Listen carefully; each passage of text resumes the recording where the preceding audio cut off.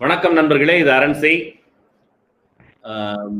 தீபாவளி கொண்டாட்டங்கள் இங்கிருந்து எல்லாரும் சென்னையிலிருந்து பலரும் ஊருக்கு கிளம்பி போயிட்டு இருக்கிறாங்க. தீபாவளியை கொண்டாடுற ஒரு மனநிலை பலருக்கும் தொத்தி கொண்டிருக்குது. இந்த நேரத்துல தீபாவளி குறித்து நாம சின்ன வயசுல இருந்து நிறைய கதைகளை கேட்டுக்கிறோம். இதுதான் தீபாவளி கதை, தீபாவளி இதனாலதான் கொண்டாடுறோம் இப்படின்னு ஒவ்வொருத்தரும் அவங்க அவங்களுக்கு தெரிஞ்ச வகையில கதைகள் சொல்லுவாங்க. அந்த வகையில எனக்கு நானும் சில கதைகள் பிரபலமா கேள்விப்பட்டது நரகாசுரனை வதம் செஞ்ச நாள். இந்த கதை தான் எனக்கு தெரிஞ்ச கதை, சிறு வயதுல இருந்து கேள்விப்பட்ட கதை.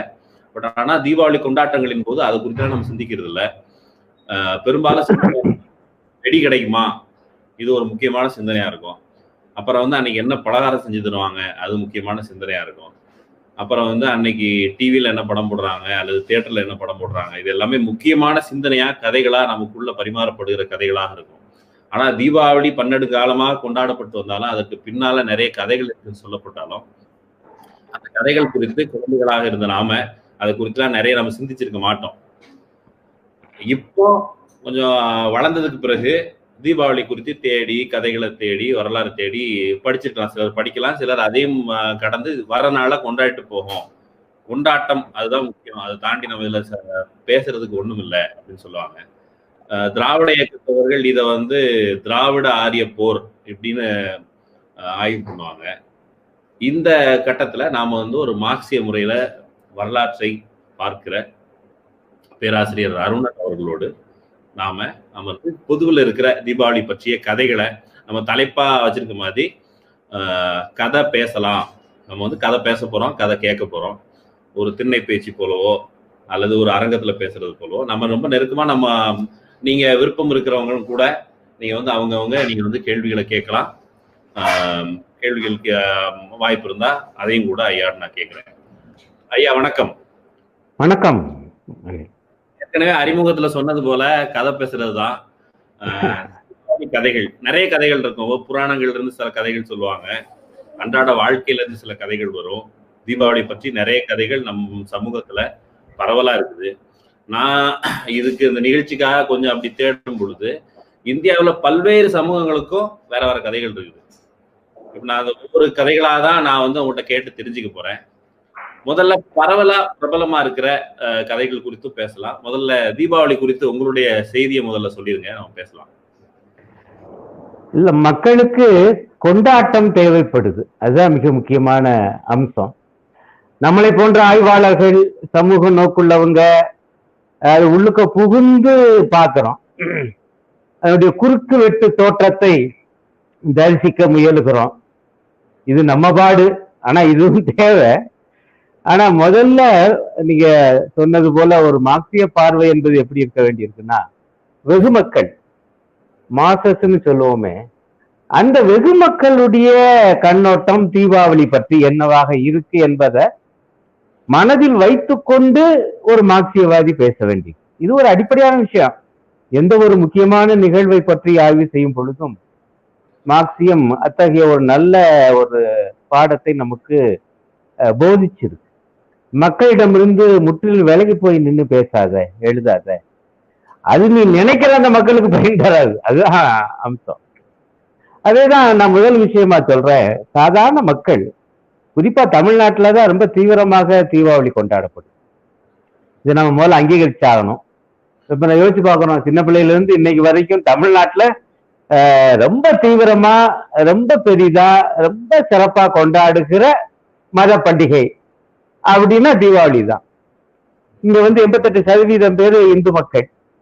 அந்த இந்து மக்களுக்குள்ளேயே பல உட்பிரிவுகள், அது ஒரு பக்கம் இருக்கட்டும்.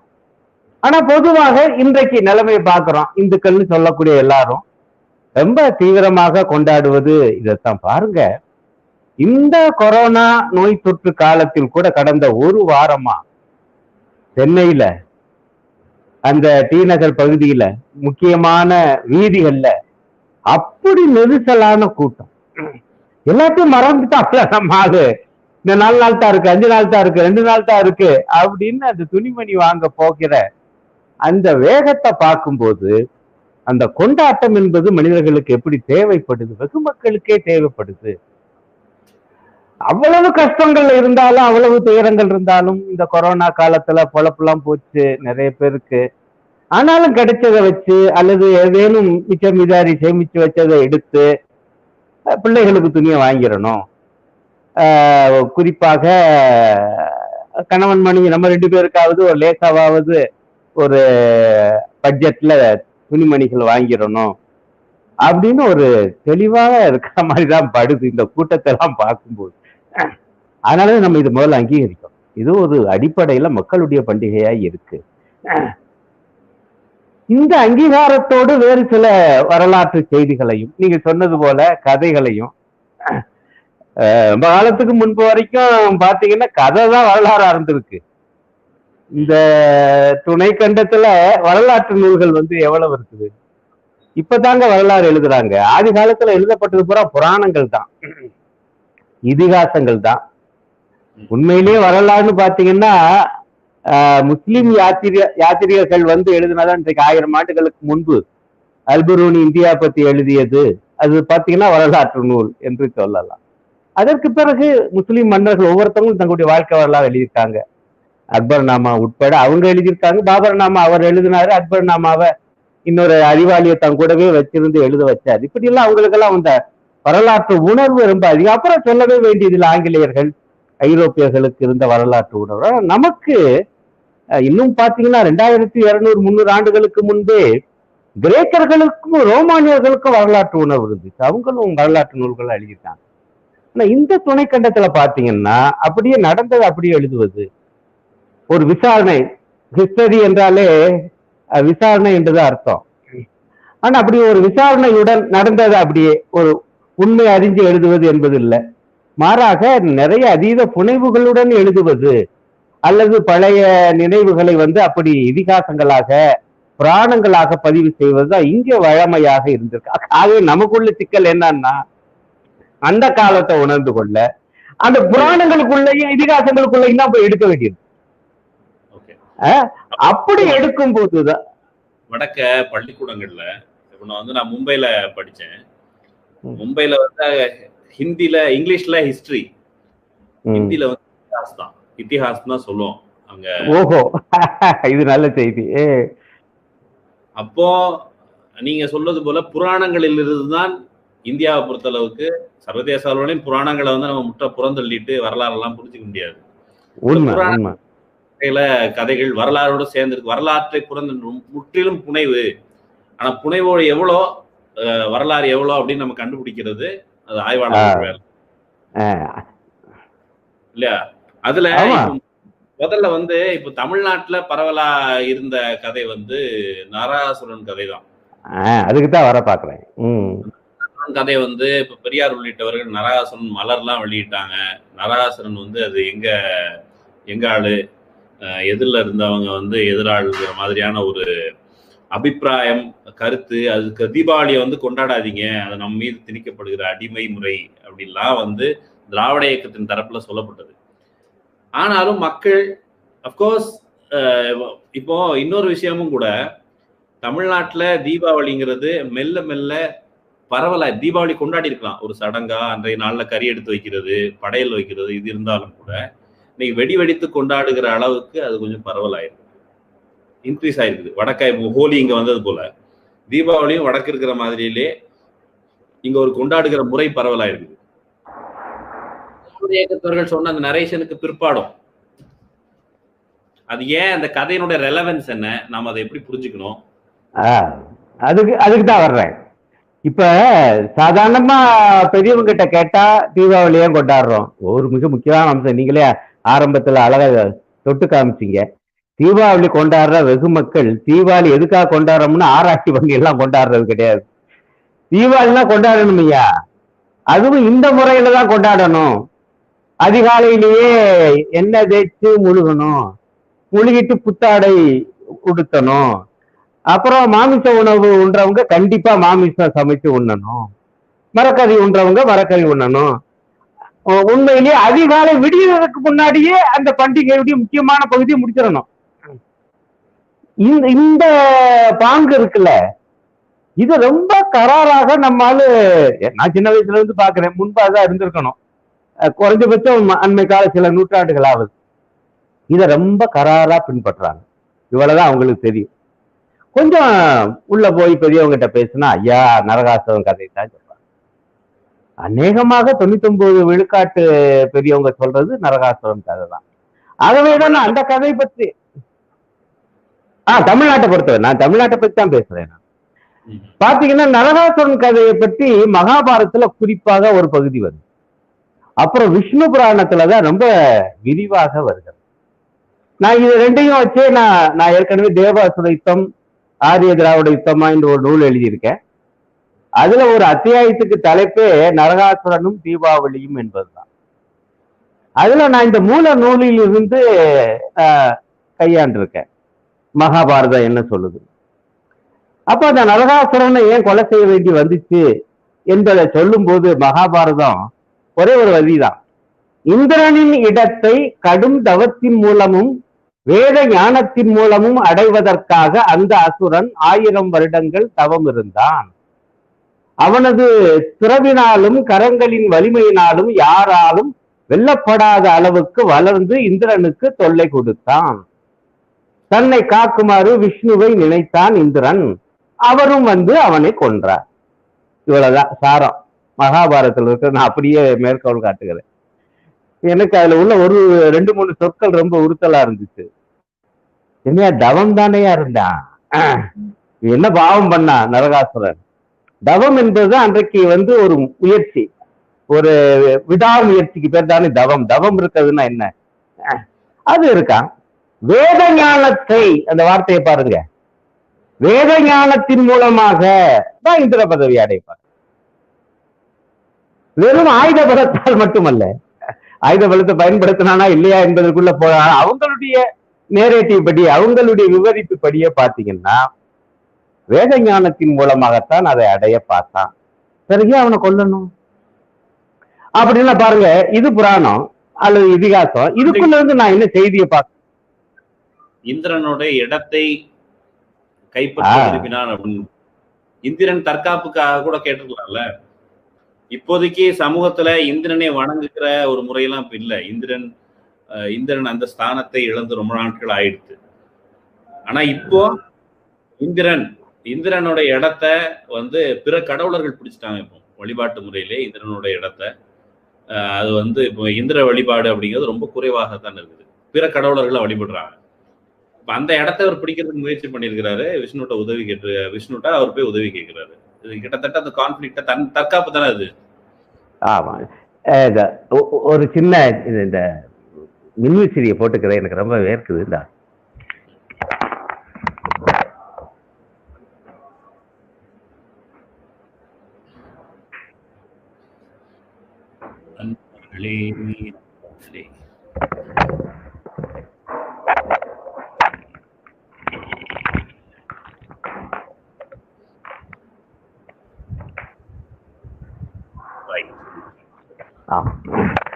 அதைத்தான் நானே வாசிச்சேனே. இந்திரனுடைய இடத்தை பிடிக்கிறதுக்கு தான் முயற்சி பண்றாப்ல. ஆகவே ஒரு மோதல் என்பது வருது, ஒரு முரண் என்பது இருக்கு. அது இந்திரன் வந்து தற்காப்புக்காக விஷ்ணு கிட்ட போறாப்ல, அதெல்லாம் நான் ஒண்ணும் மறுக்கல. ஆனா அவன் வந்து ஆயுத பலத்தை பயன்படுத்தி இந்திர பதவியை அடைய பார்த்ததா இல்லைங்கிறேன் நானு. மாறாக தவம் இருந்து முயற்சி செஞ்சு, அன்றைக்கு தவம் என்பது முயற்சி. என்ன முயற்சி? கல்வி முயற்சி. அடுத்த சொற்கள் இன்னும் அது தெளிவுபடுத்தும். வேத ஞானத்தின் மூலமாக அப்படின்னா இந்திர பதவி என்பது கல்வியின் மூலம் அடைவது, ஞானத்தின் மூலம் அடைவது, அன்றைக்கு இருக்கக்கூடிய வேத ஞானத்தின் மூலம் அடைவது. இதற்கு ஒருத்த முயற்சி பண்ணி அதுல ஏற்கனவே பதவியில் இருந்த இந்திரனை விட இந்த நரகாசுரன் அதிகமாக ஆற்றல் உள்ளவனாக இருந்தால் அந்த வேத ஞானத்துல அவனுக்கு தானே அந்த பதவி போகணும். இப்ப பாருங்க, இப்ப தகுதி திறமையை பத்தி எல்லாம் பேசுறாங்கல்ல, அன்னைக்கு தகுதி திறமையின் அடிப்படையில் தானே போட்டி வந்திருக்கு. அப்படி போட்டியிட்டான் என்கிற காரணத்துக்காக இப்ப இந்திரன் என்ன பண்ணிருக்கணும்? அவனை விட வேற ஞானம் பெற முயற்சி பண்ணிருக்கணும். நரகாசுரனை விட தவம் இருந்திருக்கான். அதை விட்டுட்டு விஷ்ணு கிட்ட போய் செஞ்ச மாட்டேங்கிறாப்புல. கடைசியா இப்படி முடிக்கிறாங்க, விஷ்ணு நரகாசுரனை கொன்றான்னு.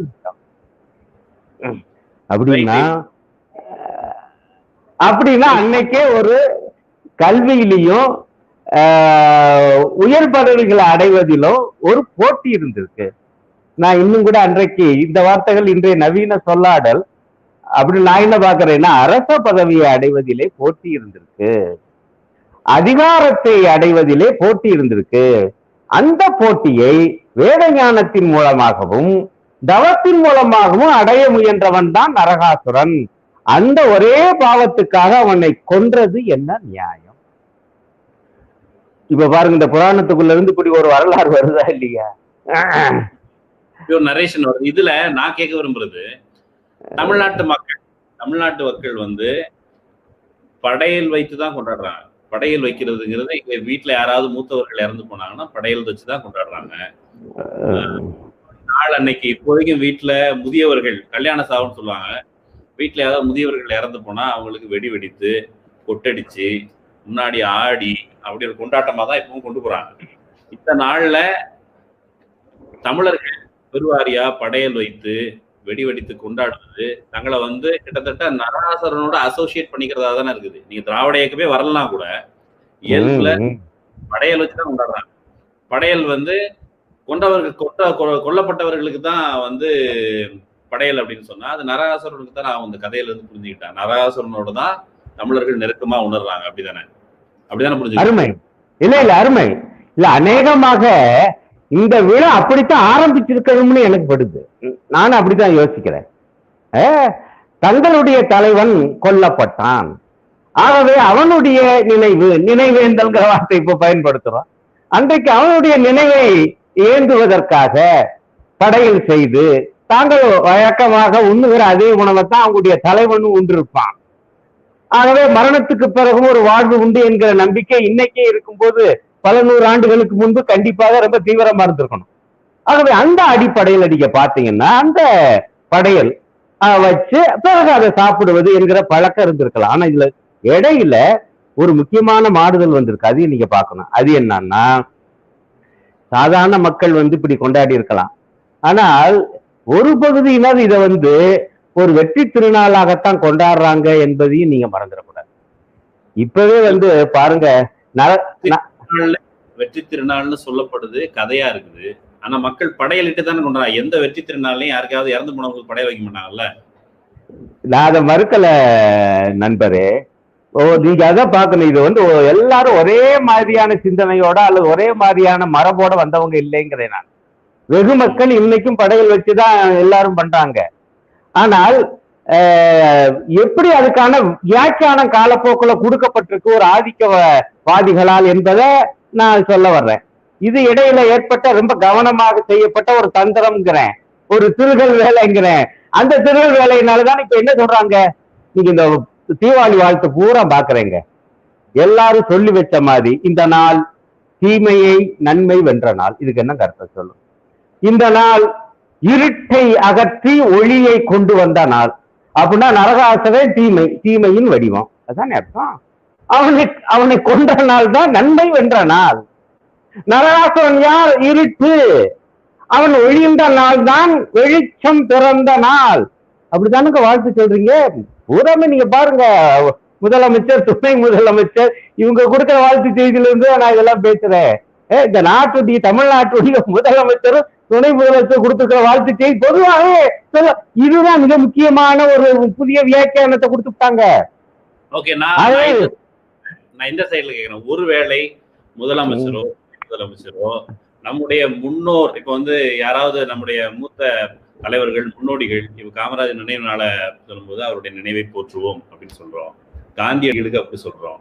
ஒருவேளை முதலமைச்சரோ துணை முதலமைச்சரோ நம்முடைய மூதாதையர் அல்லது நம்முடைய முன்னோடி நரகாசுரனை, அவருடைய நினைவை போற்றுவோம், அவர் கல்விக்காக அல்லது அந்த பதவிக்காக அவர் வந்து தன்னுடைய உயிரை தியாகம் செய்து வேலையை செஞ்சிருக்கிறாரு, அதனால அவருடைய நினைவை போற்றுவோம்னு சொன்னா நீ ஏத்துப்பீங்களா? முதல்ல சொல்லுவதற்கு அவங்களுக்கு மனசு வருமானு கேட்கிறேன். குறிப்பாக அதிமுக இதனுடைய மரபு என்பது உண்மையிலே பழைய திராவிட இயக்க மரபு என்பது நீங்க சொன்னதுதான். பெரியார் முன்வைத்த வியாக்கியானம் அதுதான். பெரியார் என்ன சொல்றாரு? ஐயா, நரகாசுரன் நம்முடைய மூதாதையர், அசுரர்கள் நம்முடைய மூதாதையர்கள், அவங்கள ஒழித்து கட்டிவிட்டு அந்த ஒழிப்பு என்பது ஒழித்து கட்டின அந்த ஆரியர்களுக்கு, தேவர்கள் என சொல்லப்பட்ட அந்த ஆரியர்களுக்கு வேணால் அது கொண்டாட்டமாக இருக்கலாம். ஆனா நம்மையும் கொண்டாட வச்சுட்டாங்களே, இது என்ன நியாயம் என கேட்டது பெரியார் தான். அந்த மரபை பெரியாரோட இந்த கேள்வி சரி. ஆனா கொண்டாட்டம்னு வரும் பொழுது இப்ப மக்கள் அன்றாடம் கொண்டாடிட்டு இருக்கிறாங்க. நீங்க ஒரு இன்டர்பிரேஷன் வைக்கலாம்ல. பெரியார் வந்து கொண்டாடினா பொங்கலை கொண்டாடுங்க, இது வந்து தீபாவளிங்கிறது இன இழிவு அப்படின்லாம் அவர் சொன்னதான் நான் படிச்சிருக்கிறேன். அப்படி எல்லாம் ஒரு பண்பாட்டு தளத்துல இது வந்து நாம நம்முடைய மூதாதரை நினைவு கொள்கிற நாள், அது அந்த அர்த்தத்துல இதை வந்து நீங்க வழிபடுங்கன்னு சொல்லியிருந்தா அந்த நரேஷன் இன்னும் பெட்டரா மக்களுக்கு நெருக்கமாக இருந்திருக்குல்ல. இன இழிவு கொண்டாடாதீங்கிற அறைகோல் தான் பெரும்பாலும் இருந்தது. இல்ல இது வந்து ரொம்ப நுட்பமான பார்வை. ஆனா பாருங்க, இந்த 21ஆம் நூற்றாண்டுல கூட நம்மளால அப்படி அதை மாத்த முடியலையே. அப்ப இந்த விஷயத்தையெல்லாம் அவர் கிளப்புறது 1940கள் 50கள். அப்படி அவர் ரொம்ப தீவிரமாக இந்த உரையாடலை நடத்தும் போது இன்றைக்கு 80 ஆண்டுகளுக்கு முன்பு தமிழகம் எப்படி இருந்திருக்கு என்று இதை செஞ்சு யோசிச்சு பாருங்க. ஐயா தீபாவளியை கொண்டாடுங்க, ஆனா இப்படி கொண்டாடுங்கன்னு சொன்னா அது மக்களிடம் போய் சேர்ந்து இருக்குமா?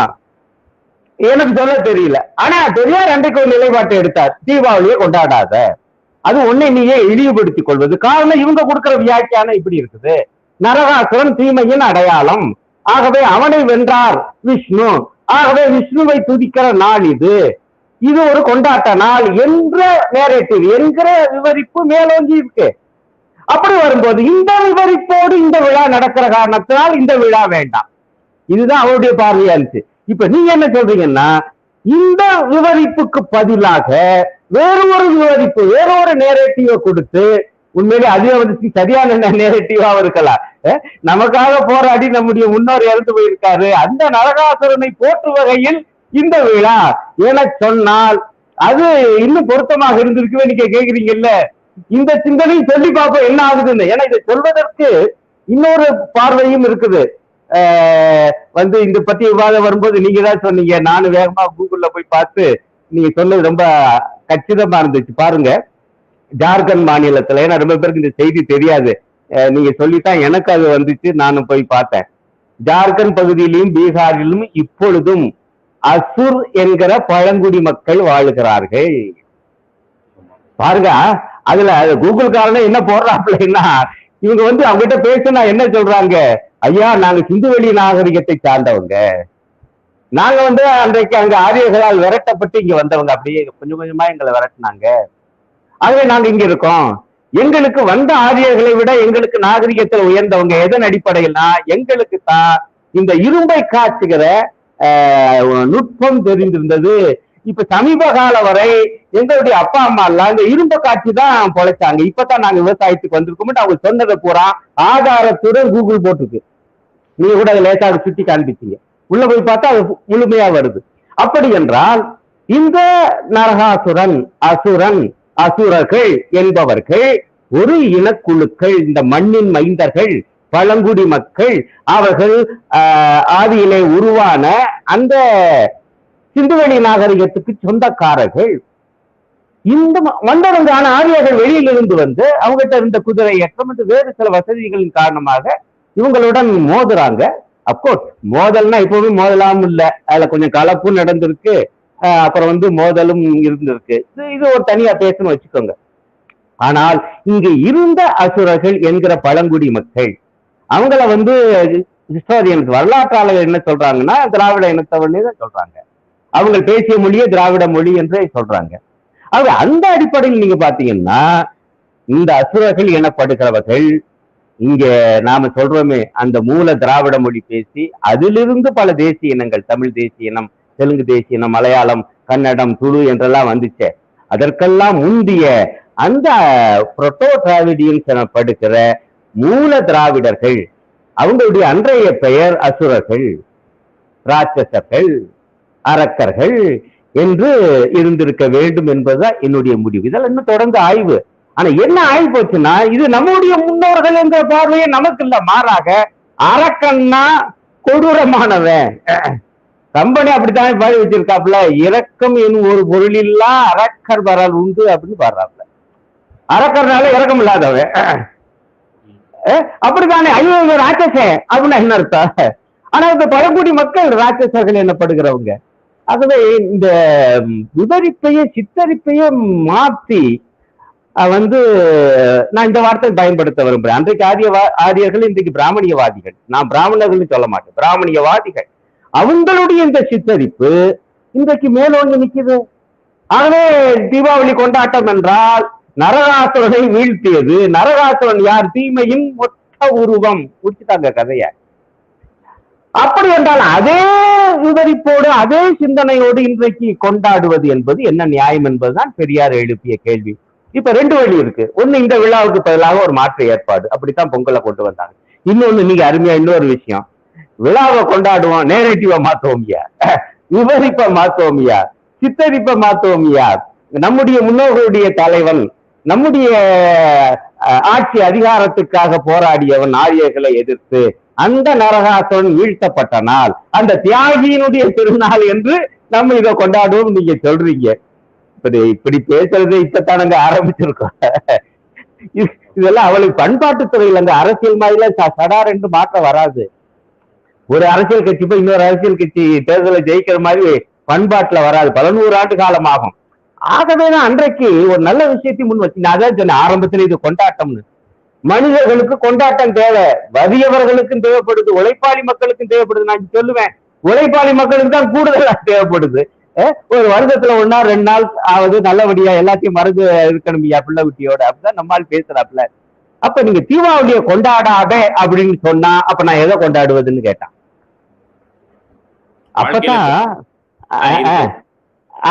அப்பதான் நீங்க பாத்தீங்கன்னா, இன்னும் கூட சொல்லுவேன், இதை முன் வச்சது மாப்போசி பொங்கலை. நான் வரலாறுக்குள்ள போய் நான் படிச்ச வரைக்கும் நீங்க பாத்தீங்கன்னா, பொங்கல் விழாவை தமிழர் திருநாள் என்று மாப்போசி தான் கொண்டாட ஆரம்பிக்கிறார். பிறகு அதை ரொம்ப புத்திசாலித்தனமா அண்ணா கையில் எடுக்கிறார். திமுக வந்த பிறகு திமுக என்ன பண்ணுது என்றால், பொங்கல் நாளை தமிழர் திருநாள், விவசாயிகளின் திருநாள். அவங்க பேச்சுல பூரா மேடையில பாத்தீங்கன்னா, நானே காதால கேட்டிருக்கேன் 60கள் வரைக்கும். அவங்க வந்து எப்படி பேசுவாங்கன்னா, தீபாவளியையும் பொங்கலையும் ஒப்பிட்டு பேசுவாங்க.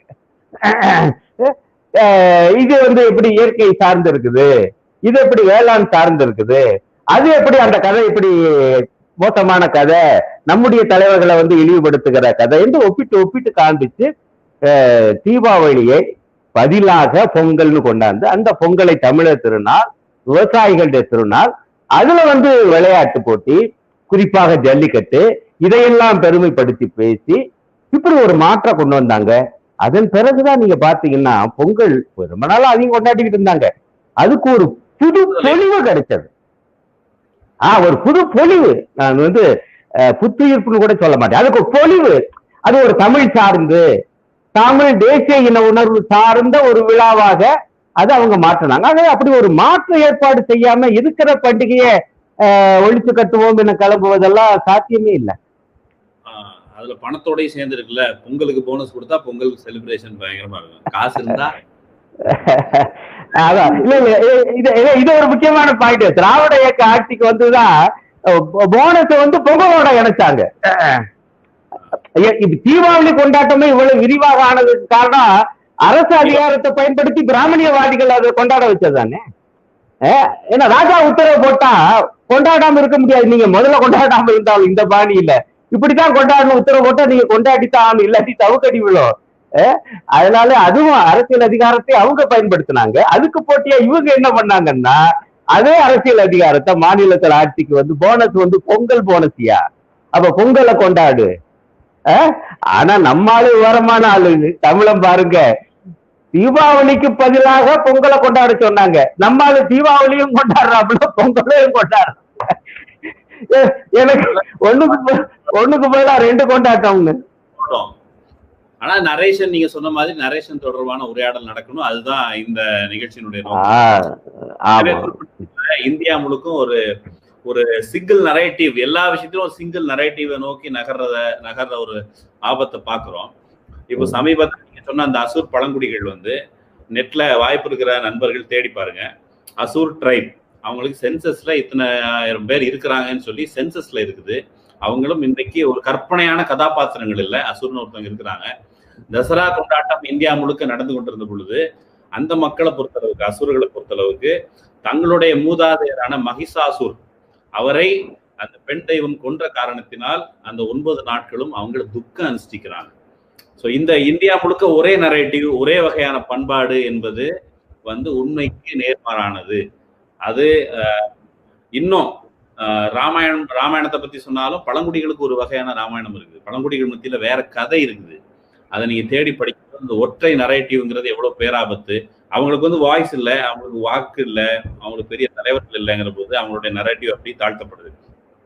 அதே போல இன்னொரு பக்கம் இந்த பெரிய நரேஷன்ல இந்துக்கள், நீங்க சொன்ன மாதிரி இந்துக்கள் சொல்லப்படுறவங்க, இந்துக்கள் சட்டப்பூர்வமா சொல்லப்படுறவங்க அவங்களுடைய 80, 90, 85 விழுக்காடு கிட்ட இருக்கும் பொழுது இன்னொரு பக்கம் இன்னொரு நரேட்டிவ், மகாவீரர் பரிநிர்வாணம் அடைந்த நாள் அப்படின்னு சொல்லப்படுற ஒரு நரேஷன் சமணர்கள் மத்தியில இன்னைக்கும் ஜைனர்கள் அவங்க இருக்கிறாங்க.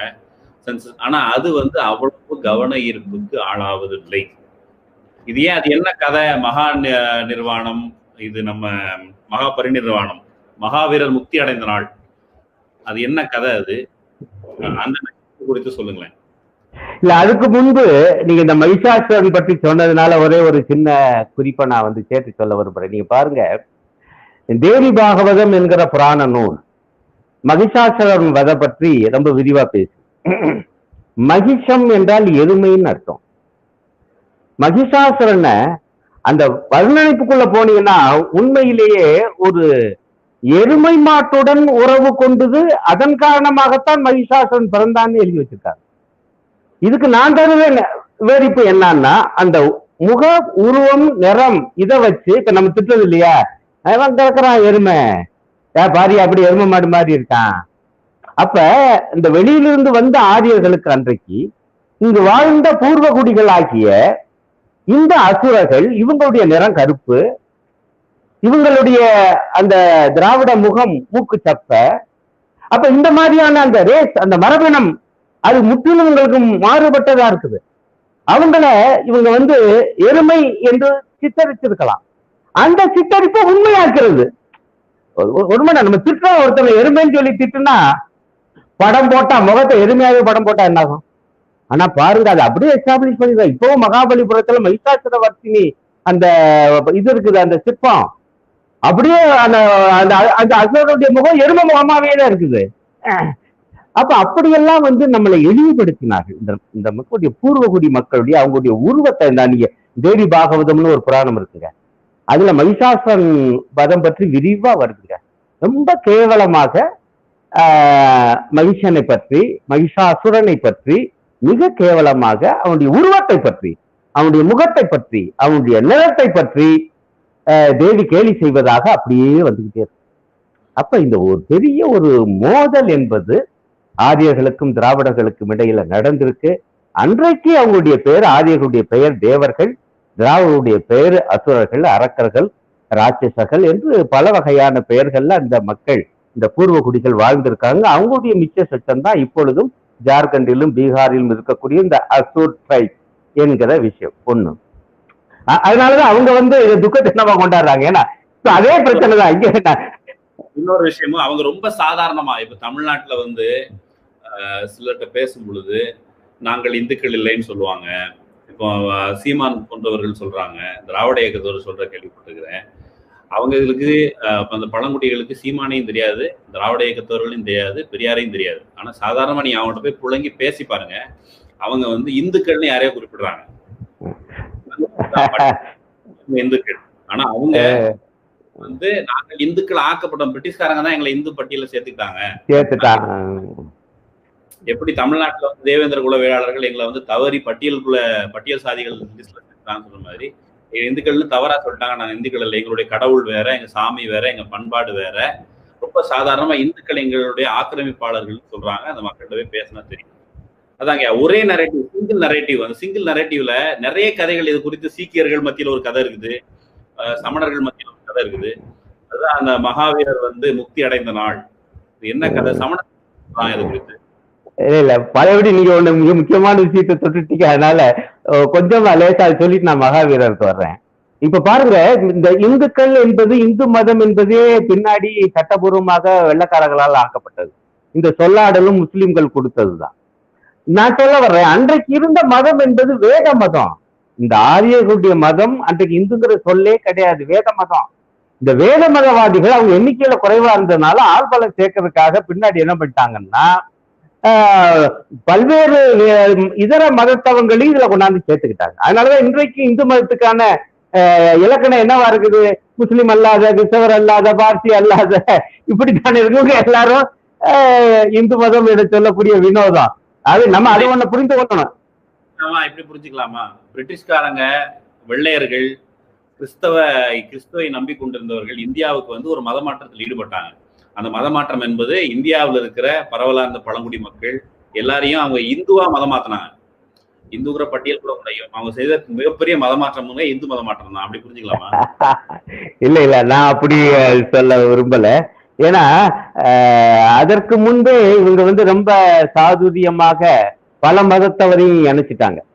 ஈவன் ஆறுமுகம், ஷண்முகம் என்பதெல்லாம் பல இருந்த பிரிவுகளை பூரா ஒன்னா சேர்த்து சைவத்தை உருவாக்குனது மாதிரி. பிறகு சைவ வைணவத்துக்குள்ள புகுந்த வேத மதம் அதையும் தன்மைப்படுத்த, இது நீண்ட வரலாறு. நான் வந்து தமிழரின் மதங்கள் என்று ஒரு விரிவான நூல் எழுதியிருக்கேன். அதனுடைய முதல் பாகம் ஏற்கனவே வெளிவந்திருக்கு, விகடன் பிரசுரம் போட்டிருக்கு. 2ஆம் பாகம் வெளிவர போகுது.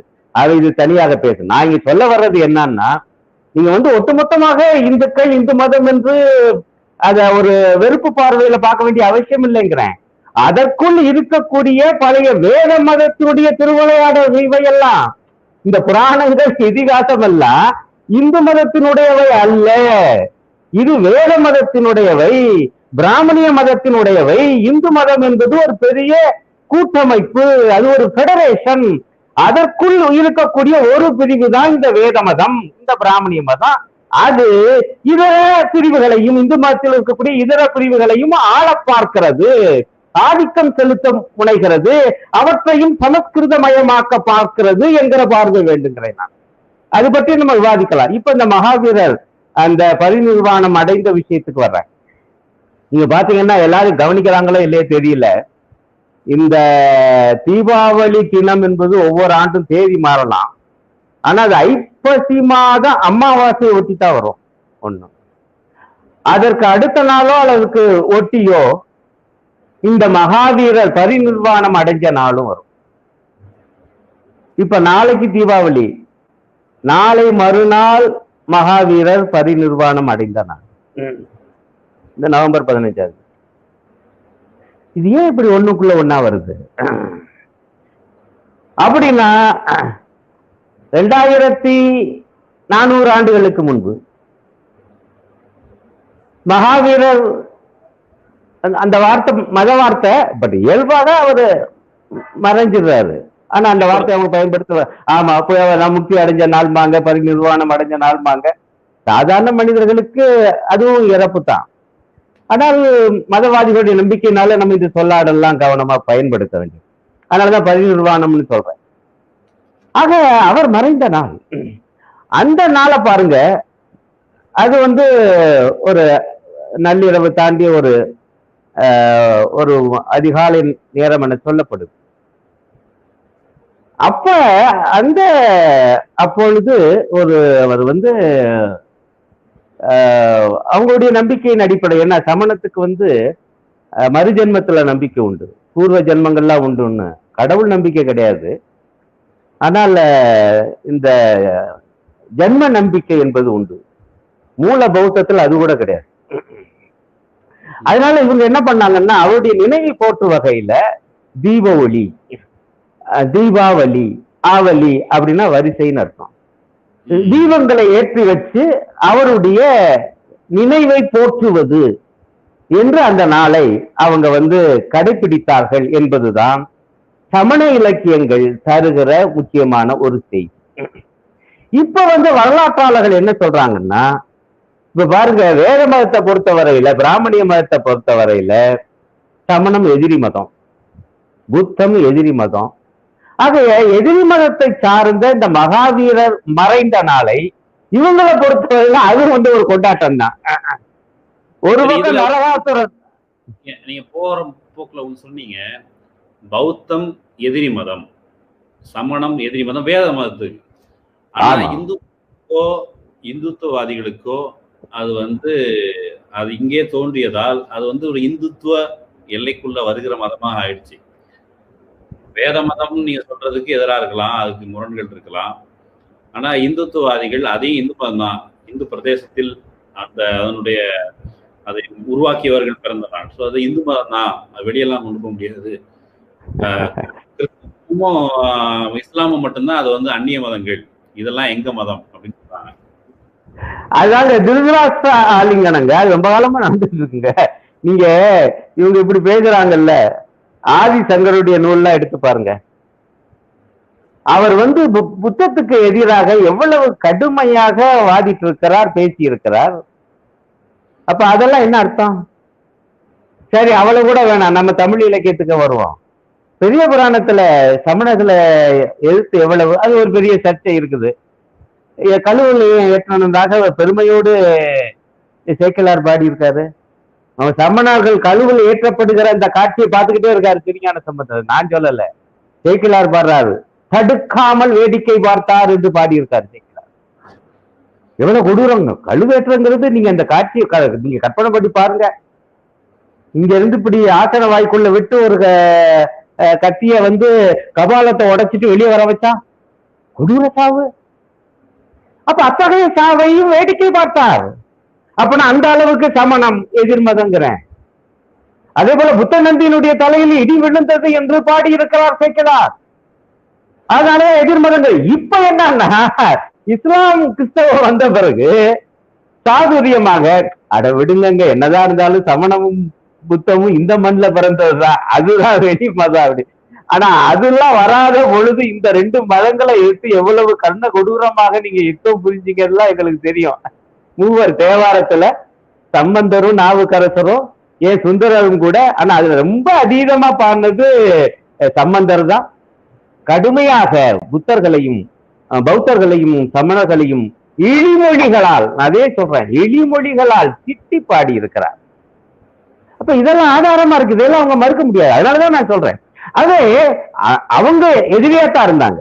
அந்த எதிரிகளில் ஒருவராகிய மகாவீரருடைய அந்த மதிப்பு. ஆனா இவங்க கடைப்பிடிக்கிறாங்க ஒரு நினைவேந்தல் நிகழ்வாக தீபாவளி வரிசை வச்சு. இப்ப இவங்க பார்த்தாங்க ரெண்டு இணைச்சிட்டல் மாதிரி தெரியுது. எது நரகாசுரனுடைய மரணம், அந்த கதை அது ஒரு பக்கம் இருக்கு. அது இதுக்கு முன்பு நடந்திருக்கணும்னு என்னுடைய கணிப்பு. ஆரியர்கள் உள்ள வரும் பொழுது இங்க இருந்தக்கூடிய அசுரனுடைய தலைவனாகிய மகிஷாசுரனை கொள்றாங்க. அதை ஒரு விழாவாக இந்த பூஜை நாள், இந்த 9 நாள் தான் நடத்துறாங்க. அதுக்கு பிறகு நீங்க பாத்தீங்கன்னா ஐப்பசி மாசம் வரும்போது நரகாசுரனுடைய வதம் என்பது அதை கொண்டாடுறாங்க. அதெல்லாம் சின்ன டவுட். இப்போ ஆரியர்கள் வருகை, ஆரியர்களுக்கும் இங்க இருந்த பழங்குடிகளுக்கும் நடந்த சண்டை, அதைதான் இவங்க புராணமா சித்தரிச்சுக்கான்னு சொல்றீங்க, ரைட்டு. ஆனா அதுல ஒரு பெண் தெய்வத்தை முன்னிறுத்துறாங்கல்ல, ஒரு பெண் தெய்வம் தான் மகிஷாசுரனை அடிக்குது. அப்படிங்கிறப்போ வரும் பொழுது நிறைய அவங்க இங்க இருந்த பெண்களை தான் கூடுனாங்க அப்படிலாம் ஒரு கதை உண்டு, கதை சொல்லுவாங்க. ஆனா இங்க அந்த கதையில ஒரு பெண் தெய்வம் தான் மகிஷாசுரனை வதம் செய்யுது. இல்ல, இத இப்படி பார்க்கணும். ஒரு அந்த காலத்துல பெண்கள்னா சும்மா இல்ல, இடைக்காலத்துல தாங்க பெண்ணை மென்மைக்கு ஓட சேர்த்து விட்டாங்க. ஆண்மைனா தான் வீரம், பெண்மைனா அது மென்மை என்று நம்முடைய புலவர் பெருமக்கள் செஞ்ச கைங்கரியம் அது பிற்காலத்துல. அந்த காலத்துல ஆதி காலத்துல ஆணுக்கு பெண்ணுக்கும் பலத்துல எந்த வித்தியாசமும் கிடையாது. ஆகவே அது அந்த கருக்கொள்கிற காலம் பேறுகாலத்துல மட்டும்தான் அவ ஓய்வெடுக்க வேண்டிய ஒரு கட்டாயம். அந்த நேரத்துல கொஞ்சம் கூடுதலாக ஆண் வேலை பார்த்த, மிச்சபடி எந்த வித்தியாசமும் கிடையாது. ஆகவே பெண்களும் வீராங்கனைகளாக போர் வீரர்களாகத்தான் அன்னைக்கு இருந்தாங்க. பெண் தெய்வம் கொண்டுச்சுங்கிறீங்க, நான் இப்படி சொல்றேன், ஒரு பெண்ணை கொண்டு கொலை செய்யறாங்க, அந்த பெண்ணை பிறகு தெய்வமாக்குறாங்க. இதுதான் சாத்தியமாக இருந்திருக்கு. இது முதல்ல பெண் தெய்வமா இருந்துச்சு. அப்ப பெண் தெய்வம் அப்ப பெண் தெய்வம் என்றால் இந்த பூமியில எப்படி வந்திருக்கும், அது ஒரு பெண் உருவம் எடுத்தானே வந்திருக்கு. நீங்க அப்படி சித்தரிப்பு வந்தாலும், ஆகவே அன்றைக்கு போராளிகளாக பெண்களும் இருந்தாங்க. ஆகவே பெண்களை பயன்படுத்தியும் இந்த அசுரக்குல தலைவர்களை கொண்டாங்க. இன்னும் கூட எனக்கு ஒரு இன்டர்பிரேஷன் இருக்கு, என் நூல்ல நான் கொடுத்திருக்கேன். இப்போ உதாரணமாக வராக அவதாரம் எடுத்து பூமி தாயோடு உறவு கொண்டு அசுரன் பிறந்தான் என்று ஒரு நேரேட்டிவ் வருது.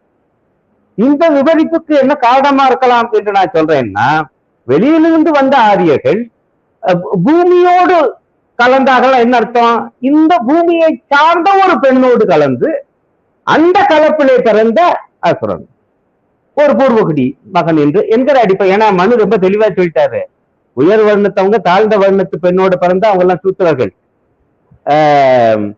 தாழ்ந்த வர்ணத்து ஆண் உயர்குலத்து பெண்ணோட பிறந்து கலந்து பிறந்தவன் சண்டாளன் டாப்ல. அதான் பஞ்சமர்கள். அது இந்த கலப்புகளும் நடந்துச்சு. அவங்க எவ்வளவுதான் இணை தூய்மைவாதத்தை அவங்க பயன்படுத்த பராமரிக்க முயன்றால் இது ஒரு பக்கம் இருக்கு. ஆகவே இந்த பெண்கள் அங்க யுத்தகலத்துல புகுந்தது, அது மைசனை கொன்னதுனாலும் சரி, ஈவன் இங்க கூட நரகாசன் விஷயத்துல கூட விஷ்ணுடைய மனைவியாக ஒரு பெண் வர்றாப்புல, தன்னுடைய தாய் மூலம்தான் நரகாசுரனுக்கு மரணம் ஏற்படணும் என்று ஒரு இது இருந்த காரணத்தினால இன்று அப்படியெல்லாம் வருது. ஏன்னா கொன்னுட்டு பிறகு அதுக்கு ஒரு கதை புனையப்பட்டிருக்கலாம், பெண் மூலம்தான் தனக்கு மரணம் வரணும்னு அந்த அசுரன் கேட்டுக்கிட்டான், தாய் மூலம்தான், ஏன்னா தாய் கொல்ல மாட்டான்னு நினைச்சாப்புல, தாய் இப்படி எல்லாம் நிறைய விவரங்கள்லாம் வரும். ஆகவே பெண் பெண் மூலம் வந்தது, கொலை நடந்தது அல்லது வதம் நடந்தது என்பது இது ஒரு பாருங்க, ரொம்ப இந்த சொல்லாடத்துல ரொம்ப முக்கியம். இப்ப நமக்கு நம்ம அறியாம கொலைன்னு வருது, கொலைன்னு வார்த்தையெல்லாம் வராது புராணத்துல, வதம்னு வரும். அது ஒரு நல்ல சொல்லு மாதிரி தெரிய. அப்புறம் அவனுக்கு தீர்த்த கட்டுறதுக்கு பேர் என்ன சொன்னாங்க, இந்தபடியாக விஷ்ணுவானவர் அவருக்கு மோட்சத்தை அருளினார் அப்படின்றாங்க. ஏகா சாகடிக்கிறதுக்கு பேரு மோட்சத்தை அருள்றது. அது அப்படி சித்தரிப்பெல்லாம் ரொம்ப கவனமாக ரொம்ப சாதுரியமா தந்திரமா பண்ணி இந்த மாலை புறத்தை ஏற்க வச்சுட்டான். இது ஒரு பக்கம். ஆக இந்த மகாவீரர் அந்த பரிநிர்வாணம் அடைந்தது மரித்தது என்பதை இவங்க ஒரு நினைவு தினமாக கடைபிடித்தாங்க. ரொம்ப பேருக்கு தெரியாது. அது என்னன்னா, தமிழகத்திலும் இன்றைக்கு குறிப்பாக கலப்பரர் காலத்தில், சங்கம் மருவிய காலத்தில், இன்றைக்கு சுமார் 1700 ஆண்டுகளுக்கு முன்பு, அப்ப துவங்கி இங்கே பெரும்பான்மை மதமாக இருந்தது சமண மதம் தான். இது என்னுடைய கணிப்பு. அடுத்த மதமாக இருந்தது பௌத்தம். அதாவது இன்றைக்கு ஒரு 1200 ஆண்டுகளுக்கு முன்பு துவங்கி 1000 ஆண்டுகள் வரை இந்த மூவர் தேவாரம் எல்லாம் வலுவாக எழுகிற காலத்துக்கு முன்பெல்லாம் இங்கே பெரும் மதங்களாக இருந்தவை சமணமும் பௌத்தமும். அப்படின்னா பெருவாரியான மக்கள் கொண்டாடினது ஒரு தீபாவளி. அது எந்த தீபாவளி என்றால், மகாவீரர் பரிநிர்வாணம் அடைந்த அந்த நாளாக இருந்திருக்கலாம். அப்ப அன்றைக்கு தீபத்தை வரிசையா வச்சு அவங்க அதை கடைபிடிச்சிருக்கலாம். அந்த தீபாவளிங்கிற பெயரை இந்த நரகாசுரன் வதம் இதோட ஏதோ ஒரு இணைப்பு வேலை கொடுத்து பண்ணிட்டாங்க. இதுல இன்னொரு வினோதம், இன்னும் எனக்கு அதுக்கு விளக்கம் தெரியல, எல்லாரும் யோசிக்கட்டும். ஆனா கார்த்திகை தீபம் என்று உண்மையிலேயே தீபாவளி எப்ப கொண்டாடப்படுதுன்னா அந்த பெரிய கார்த்திகை அன்னைக்கு தான் வருது, அன்னைக்கு தான் வரிசை வைக்கப்படுது. அது இனி அடுத்து வந்துடும். இப்ப ஐப்பசி முடிய போது கார்த்திகையில. அப்ப இப்ப ரெண்டு தனித்தனியா இருக்குது. உண்மையிலே தீபாவளி அப்படின்னா இதுதான் வரிசையாக தீபம் வைக்கணும். அது நம்மளால தீபாவளிக்கு பெரிய அளவுக்கு தீபங்களை வீட்டு வாசல்ல வரிசையா வைக்கிறது இல்ல, தெருக்கல்ல வைக்கிறது இல்ல. அது பெரிய கார்த்திகை அன்னைக்கு தான். அப்ப அந்த கார்த்திகை நாள் என்பது மகாவீரர் அந்த நினைவுல உருவானது. அதை கொஞ்சம் இப்ப தேதிகளை மாத்தி வச்சு கார்த்திகை அது முருகனுக்குரிய நாளாக மாத்திட்டாங்க. தீபாவளி என்பதை நரகாசுரன் வதம் செய்யப்பட்ட நாளாக மாத்திட்டாங்க. இப்படி அவங்களுடைய விவரிப்பை சித்தரிப்பை எல்லாம் மாற்றி கார்த்திகையும் கொண்டாடப்படுது, தீபாவளியும் கொண்டாடப்படுது. நம்மாலே இத்த ரெண்டோட சேர்த்து பொங்கலையும் நல்லபடியா கொண்டாடுறாங்க. மொத்தத்துல எங்களுக்கு விதவிதமான கொண்டாட்டம் வேணும் ஐயா. இதுல நீங்க சொன்ன அந்த மகாவீரர் தொடர்பான ஒரு விவரிப்பு படிச்சேன். அவர் பரிநிர்வாணம் அடைந்த அந்த காலகட்டம், நான் அந்த உயிர்களிடமிருந்து நான் முக்தி அடைகிறேன்னு சொல்லிட்டு அவர் தன்னுடைய அரண்மனையில எல்லாம் விளக்கேற்ற வச்சு மக்களுக்கு அதை அறிவிக்கும் விதமாக விளக்கேற்றி வச்சு அப்படிதான் அதை செஞ்சாங்க. அதனுடைய நினைவாக தான் மக்கள் செய்யறாங்கன்னு படித்தேன். அடுத்து பலி மகாராஜை மகாராஜரை வாமன அவதாரம் எடுத்து இதே போல வதம் செய்தார் அப்படிங்கிற கதைப்படியும் தீபாவளிக்கான கொண்டாட்டத்திற்கான பல காரணங்கள்ல இதுவும் ஒண்ணு அப்படின்னு சொல்லப்படுது. என்ன அந்த பலி காரணத்துக்கு? தமிழ்நாட்டுல மாபலி சக்கரவர்த்தி வதம் செய்யப்பட்டது வாமன அவதாரத்தால், அதுவும் விஷ்ணு தான்.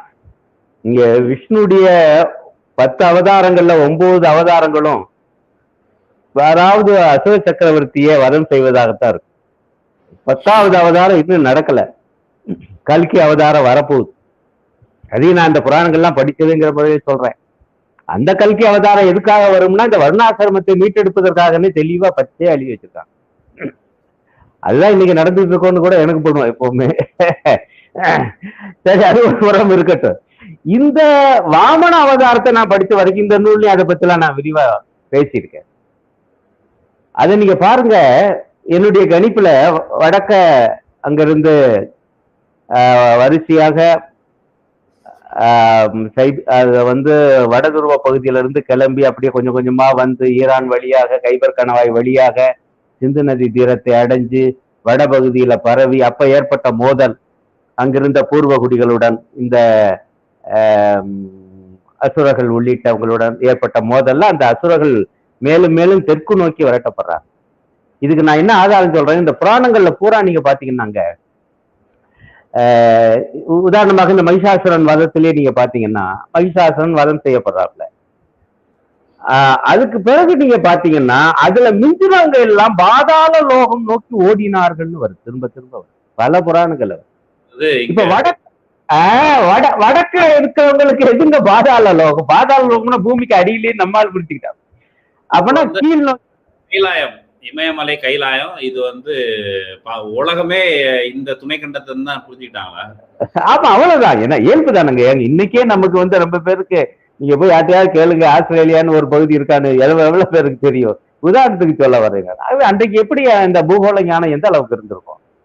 ஆனா எனக்கு ரொம்ப ஆச்சரியம். ஆனா ஒண்ணு இங்க உங்களுக்கு வரலாற்று தான் அவ்வளவு அக்கறை இல்லையே தவிர பூகோளத்துல இந்த வேத மதவாதிகளுக்கு ரொம்ப அக்கறை இருக்கு. நீங்க மனு தர்ம சாஸ்திரம் இன்றைக்கு 1800 ஆண்டுகளுக்கு முன்பு எழுதப்பட்டது, உருவாகினது அப்படி என்பது ஏஎல் பாஷ்ரம் என்கிற வரலாற்றாருடைய கருத்து. அதுல அவர் சொல்றாரு, அப்பதான் இந்த பூகோள பற்றிய விவரிப்பு இருக்குன்னாரு.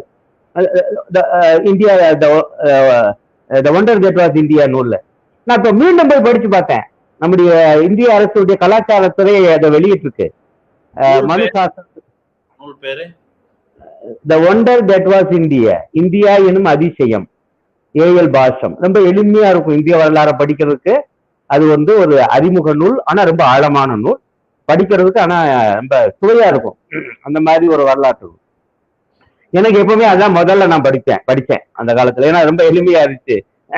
பிறகுதான் இன்னும் கொஞ்சம் அப்புறம் ஆழமா போனது. இப்ப இந்த மன்மதநாத் தத் மொழிபெயர்த்த ஒரிஜினல் மனு சங்கீதை எனப்படுகிற அந்த மனு தர்ம சாஸ்திரத்தை அரசே வெளியிட்டு இருக்கு. ஏன்னா இவங்க எல்லாம் மொழிபெயர்ப்புல பிரச்சனை சொல்றதுனால சொல்றேன். அதுல நீங்க போய் இப்ப கூட எடுத்து படிச்சு பாத்தீங்கன்னா இந்த துணைக்கண்டத்துடைய பூகோள பற்றிய வர்ணனை அதுல இருக்குங்க.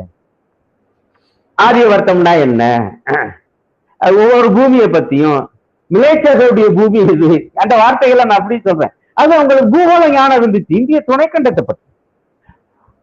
ஆனா இந்தியா தான் பெரும்பாலும் உலகம் என்று அவங்க நம்பினாங்க. அல்லது வேற ஒரு கோணத்துல என்ன பண்ணாங்கன்னா 7 14 லோகங்கள் இருந்துச்சுங்கிறது வருது.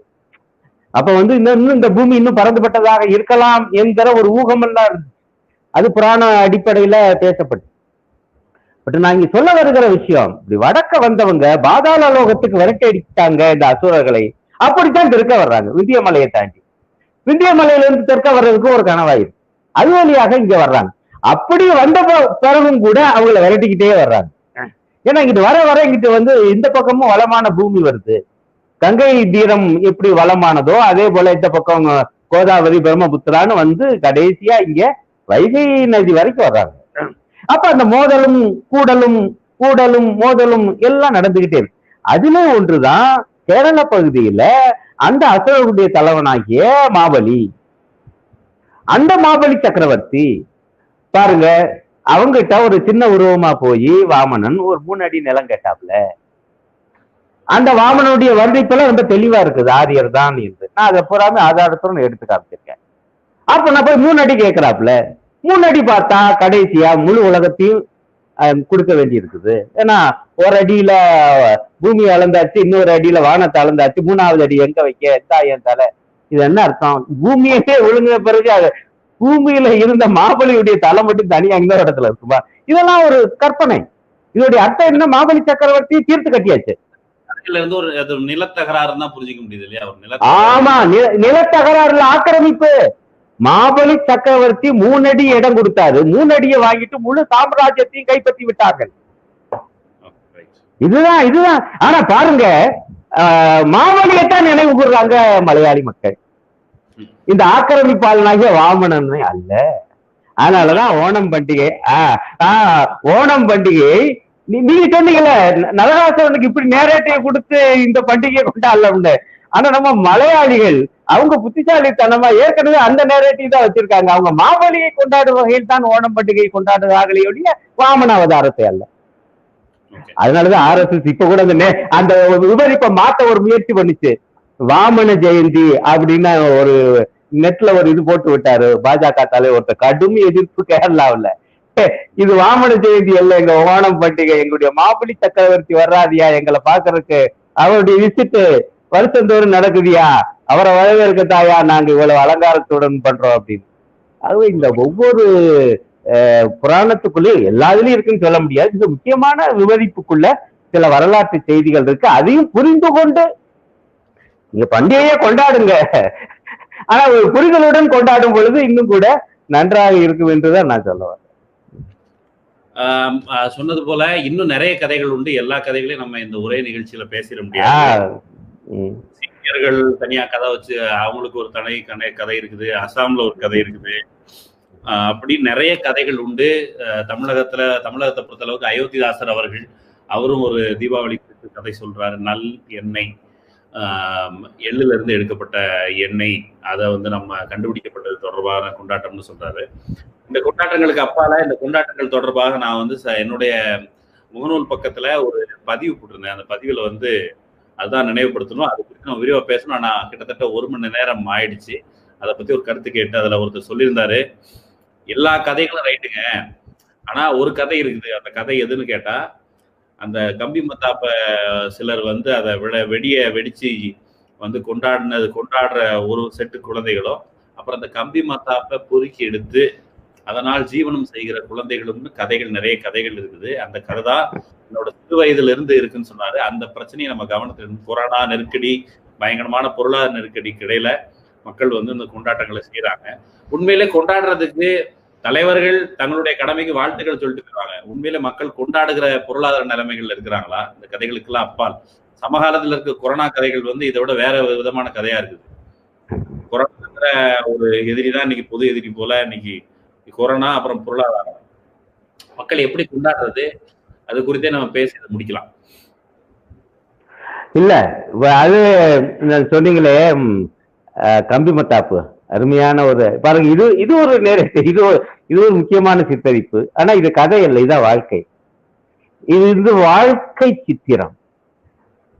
என்னால அந்த 2 குழந்தைகளை கொண்டு வரும்போது வாழ்க்கையுடைய ஏற்றத்தாழ்வு தெரியுது. கம்பி மத்தாப்ப கையில பிடிச்சு சுத்துகிற குழந்தை, அந்த சுத்தி முடிச்சு அந்த குழந்தை எப்போ கீழே போடுவோ அதை பொறுக்கி எடுத்து அந்த கம்பிகளை எடைக்கி போட்டு அதுல ஏதேனும் பெருச்சம்பளம் கிடைக்குமா என தவிக்கிற இன்னொரு குழந்தை. இதுதான் வாழ்க்கை. ஆனா நம்ம கொண்டாடும் போது நம்ம மனசுல என்ன இருக்கணும்னா, அந்த குழந்தை கொண்டாடுதா இல்லையா, என்றைக்கு கொண்டாடும், அல்லது இன்றைக்கும் கொண்டாடுவதற்கு நம்மளால் ஆன என்ன உதவியை செய்யலாம். அது ஒரு சாதாரண நிதி உதவியிலிருந்து, ஆனா நம்ம தானம் கொடுத்து அது தானம் பெறுகிற நிலைமை தொடரக்கூடாது. தானமே கூடாது என்று நான் சொல்ல மாட்டேன். ஆனால் அது என்ன, நாம கொடுப்பது அவங்க வாங்குவது? எல்லாரும் இந்த மண்ணின் மைந்தர்கள் தானே, எல்லாருமே மனிதர்கள் தானே. ஏன் ஒருவர் கையை ஏந்த இன்னொருவர் கை உயர்ந்து நிற்கணும்? சமமா இருக்க வேணாமா? அந்த சமத்துவ சமுதாயத்தை சமைப்பது அதுவும் தேவை. அப்பதான் மெய்யான கொண்டாட்டம் என்பது சகலருக்கும் இருக்கும். எல்லாரும் எல்லா பெரும் செல்வம் எய்தலாலே இங்கே எல்லாரும் இல்லை உடையாரும் இல்லை மாதோ என்றும் கம்பன் பாடினான். அது கனவு. அது ராமராஜ்யத்திலையும் இல்ல, அவன் பாடிய அந்த சோழ ராஜ்யத்திலையும் இல்ல, இன்னைக்கு இல்ல. ஆனா அதுதான் மனித குலத்தினுடைய லட்சியமாக இருக்க முடியும். அந்த லட்சியத்தை நோக்கி நடைபோடுவோம் என்பதையும் இந்த நாள்ல நம்ம மனதில் கொள்ளும். இந்த பொருளியல் வாழ்வு, அதை ஒட்டி எழுந்திருக்கக்கூடிய சமூக வாழ்வு, பண்பாட்டு வாழ்வு பத்தி பேசணும்னா அது விரிவாக பேசணும். ஆனால் ஒரு இயல்பான ஒரு லேசான அந்த குற்ற உணர்வு நமக்குள்ள இருப்பது தப்பு இல்லை. என்னங்கய்யா பண்டிகை காலத்திலயும் போய் எங்களை குற்ற உணர்வுக்கு ஆளாக்கணுமா என்று நினைக்காதீங்க. அது மனித நேயத்தின் பால் எழுகிற நியாயமான குற்ற உணர்வு. அது கொஞ்சம் லேசா இருக்கட்டும். இருந்தா தான் நம்ம மற்றவர்களை பத்தி யோசிப்போம், ஒட்டுமொத்த சமுதாயத்தை பற்றி நினைப்போம். அதுவே என்னுடைய அன்பான வேண்டுகோள். கண்டிப்பா இந்த பண்டிகை நாள்ல எல்லோரும் இன்புற்று இருக்க வேண்டும், எல்லாருக்கும் எல்லாம் கிடைக்கணும். சிலருடைய புத்தாடைகள் இன்னொருத்தருக்கு மகிழ்ச்சியை தருவதற்கு மாறா என்கிட்ட இல்லையே ஏக்கங்களை விதைக்கிற விதமாக இல்லாம எல்லாத்துக்கும் எல்லாரும் கிடைக்கிற மாதிரியான ஒரு சூழலை நோக்கி நகர்வோம். இந்த கதைகள் குறித்து பேசணும். இன்னும் வரலாற்றுணர்வோடு கதைகளை, இது போன்ற புராணங்களை நம்ம அணுகுவோம். வெறும் திரைக்கதைகள் இல்லை, வரலாறு, நம்ம கடந்து வந்த வரலாறு. அப்படிங்கிற உணர்வோட தீபாவளி பண்டிகை எல்லோரும் மகிழ்ச்சியோட கொண்டாடுங்க, பாதுகாப்போட கொண்டாடுங்க. எல்லோருக்கும் தீபாவளி வாழ்த்துக்கள். நன்றி. நன்றி.